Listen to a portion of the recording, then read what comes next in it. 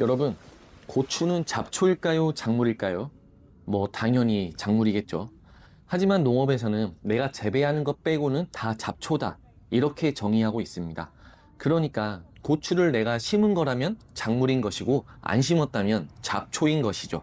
오늘 말씀드릴 내용은 풀이 너무 싫은 제가 풀 뽑기 싫어서 농사 대선배님께 배운 내용과 농사로의 농업기술 길잡이, 이 내용을 바탕으로 공부하고 제 밭에다가 시험해 본 내용입니다. 여러분들도 혹시 풀 관리에 대한 좋은 의견 있으시면 댓글로 공유해 주세요. 제가 조사한 자료들은 고정 댓글에 남겨두겠습니다. 제가 풀 관리하는 루틴은 첫 번째, 내 밭에 나가서 어떤 풀이 나는지 먼저 체크한다. 잘 모르겠으면 챗 GPT나 제미나이에 사진을 올리고 물어본다. 두 번째, 올해 심을 작물을 결정했으면 멀칭을 준비하세요. 제 생각에는 멀칭이 가장 효율적이고 경제적인 방법이라고 생각이 듭니다. 세 번째, 이미 난 풀은 뽑지 말고 가급적 잘라내세요. 저는 농사를 취미로 하고 싶지 않습니다. 그래서 운동 삼아 풀 뽑고 흙도 만지면서 살자, 이런 주의는 아니에요. 한마디로 풀이랑 제 작물을 같이 키우고 싶지는 않다는 의미입니다. 그래서 풀을 보면 무조건 뽑기 시작했어요. 밭에서도 콩 심을 때도 끝도 없이 뽑았습니다. 그런데 제 경험상 풀은 이길 수 있는 존재가 아닌 것 같습니다. 그래서 저는 결국 풀을 이기려 하기보다는 먼저 이해하기로 했어요.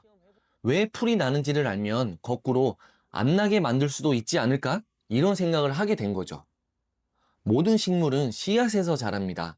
그리고 그 씨앗은 빛과 온도와 습도가 있어야 발화를 할 수 있어요. 따라서 이 세 가지를 차단시키면 씨앗이 발화될 수 있는 걸 막을 수 있다. 이렇게 심플하게 생각을 하게 됐습니다. 우리가 밭에서 풀을 보면 호미로 빡빡 긁어내잖아요. 하지만 여기에는 큰 함정이 있습니다. 지금 땅 속에는 풀 씨앗들이 있어요. 아직 자고 있는 상태죠. 씨앗은 보통 광발화를 하니까 빛을 보지 못하면 발화를 하지 않습니다. 근데 우리가 괭이나 호미로 흙을 뒤집는 순간 잠자던 씨앗들이 모닝콜을 받게 되는 거예요. 모닝콜 받아서 눈을 떴더니 온도랑 습도까지 딱 맞아.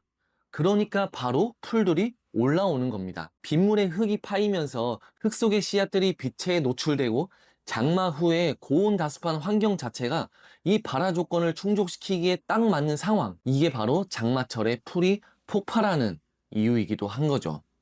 그러니까 풀을 뽑겠다고 흙을 뒤집어 버리면 안 된다라는 겁니다. 이렇게 생각하면 풀 관리의 전략이 달라지게 돼요. 풀이 나는 원리 아시겠죠? 원리를 알았으니까 이제는 적을 알아야 되는 시간입니다. 내 밭에 나는 풀이 어떤 놈인지를 알아야 되는 거죠. 이게 왜 중요하냐? 풀 종류에 따라서 없애는 방법이 완전히 달라지거든요. 모르고 덤비면 시간이랑 돈만 버립니다. 저는 농콩 심을 때는 자기 풀이 엄청나고 밭에서는 발행이나 이름 모를 풀들이 참 많이 자라는 것 같아요.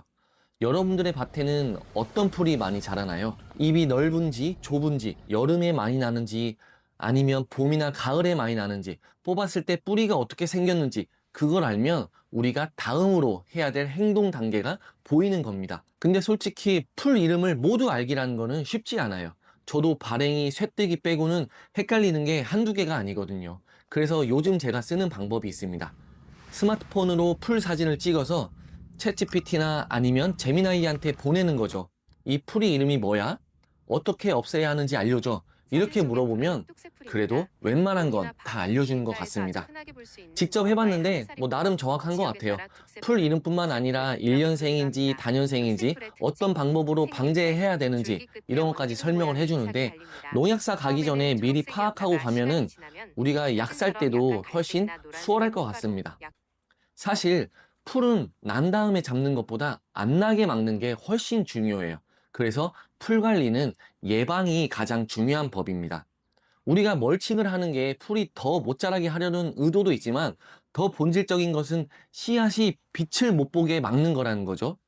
빛이 없으면 발화를 못하고 발화해도 올라오지 못하니까 그 안에서 죽게 되는 거예요. 멀칭 종류는 상황에 따라 다르게 쓰면 되는데, 단기 작물이면 흑색 비닐이 효율적이고요. 몇 년 이상 길게 가는 작물이면 제초 매트가 낫습니다.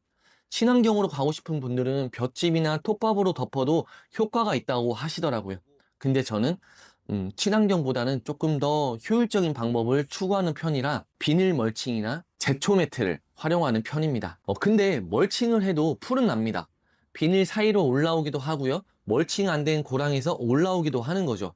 그러니 이미 난 풀을 어떻게 처리해야 될지 이것도 알아야 됩니다. 가장 효과가 빠른 건 역시 제초제죠. 하지만 제초제마다 죽이는 풀의 종류가 다르고요. 작물에 따라 쓸 수 있는 약이 따로 있으니까 잘못 쓰면 약해 피해를 받을 수 있어요. 그래서 저는 제초를 할 때 우선 약을 뿌리기 전에 가위로 잘라주는 편입니다. 이게 중요한 게 절대 뽑으려고 하지 말고 뿌리와 줄기가 만나는 지점 바로 아래에서 잘라주는 게 포인트입니다.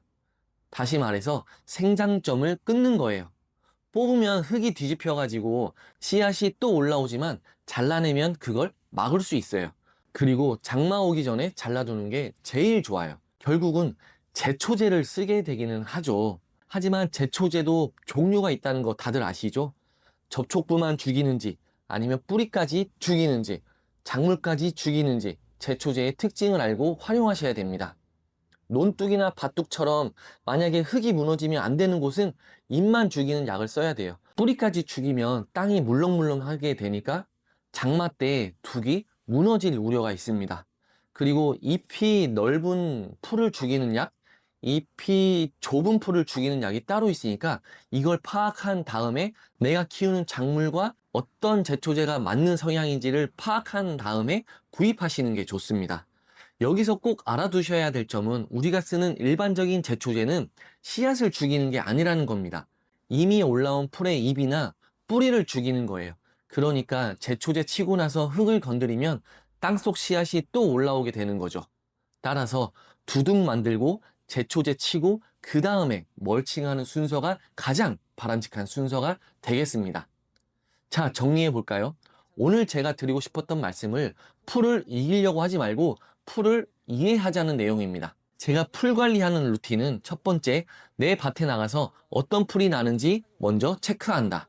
잘 모르겠으면 챗 GPT나 제미나이에 사진을 올리고 물어본다. 풀의 이름이랑 특성, 방제 방법까지 AI가 알려줍니다. 두 번째, 올해 심을 작물을 결정했으면 멀칭을 준비하세요. 제 생각에는 멀칭이 가장 효율적이고 경제적인 방법이라고 생각이 듭니다. 수확 주기가 짧으면 흑색 비닐, 몇 년 가는 작물이면 제초 매트. 이게 귀찮아도 우리 몸 아끼는 데는 가장 완벽한 방법이라고 저는 생각해요. 세 번째, 이미 난 풀은 뽑지 말고 가급적 잘라내세요. 호미로 뒤집지 말고 가위로 생장점을 끊어주시면 좋겠습니다. 장마 오기 전에 한번 싹 정리해두면 여름이 훨씬 편할 수 있어요. 자, 네 번째, 제초제 쓸 거면 지인분들도 좋지만 농약사에 먼저 물어보세요. 내 작물의 이름과 내 밭에 나는 풀 사진을 들고 가셔서 그거에 맞는 제초제를 쓰시는 게 현명한 방법입니다. 전문가가 괜히 있는 게 아니거든요. 오늘 영상은 여기까지입니다. 조금 도움 되셨나요? 저는 풀을 이길 수는 없어도 최대한 안 나게 만들기 위해서 풀을 이해하려고 노력해봤습니다. 오늘 알려드린 내용과 여러분들의 노하우를 활용하셔서 올해 농사도 풀한테 지지 않는 해가 되시길 바라겠습니다. 끝까지 시청해 주셔서 감사드리고요. 여러분들의 풀관리 노하우도 댓글로 공유해 주시면 많은 분들에게 도움이 될 것 같습니다. 이제 날씨가 더워지고 있어요. 항상 건강하시고요. 오늘도 행복한 하루 되시길 바라겠습니다.